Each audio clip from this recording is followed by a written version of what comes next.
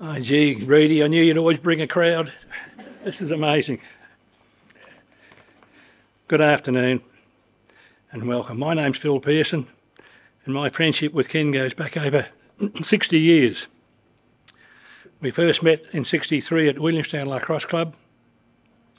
Then next year we travelled together in a team representing the club in an end-of-season trip to Western Australia. And this was the start of our lifelong friendship. The following year, Ken joined me as a member of the backline on the Williamstown A-grade team known as the Ferrans, and it was the beginning of a successful team partnership. We had a great understanding of each other's game and a mutual dislike for opposition forwards.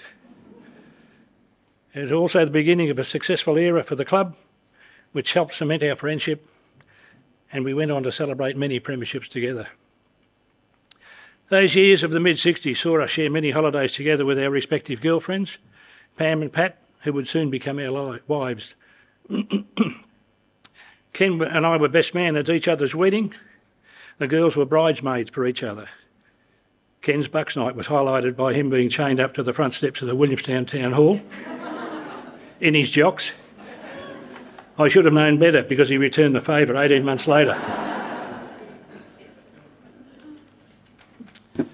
Some of the holidays we shared include the '98 Men's World Lacrosse Series in Baltimore, a 6-week-long four-wheel drive tag-along tour through Northern Territory, including climbing Ayers Rock when you could climb it, and before continuing on up through Arnhem Land and the Gulf of Carpentaria to Kakadu and Darwin.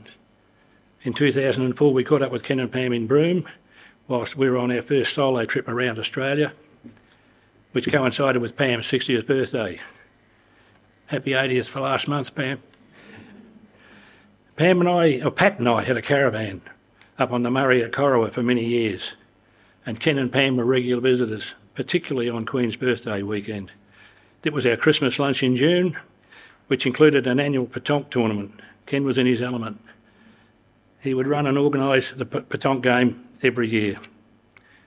Another reason he loved his annual trip to Corowa was its proximity to Rutherglen, that wonderful wine region in northern Victoria. It was here that I introduced him to Warrabilla wines and our joint favourite red wine grape variety, Giriffe. I have some wonderful memories of Ken that I'd like to share regarding these times. When Pat and I first married, we moved to Horsham. Ken and Pam came up to visit one weekend. It was late November, and we were enjoying an early burst of sunshine, so much so that Ken said, "This is too good to miss," and being the sun worshipper he was, he promptly commenced sunbaking in the backyard wearing only a pair of fishnet jocks. This was an early start to his annual tan, he said. It was still hot when they were going home, and Ken decided he'd continue to wear his jocks home. At Ballarat, he had to stop for petrol. On attempting to get out of the car, he found he couldn't. His early season suntan had blistered and he was stuck to the vinyl seats.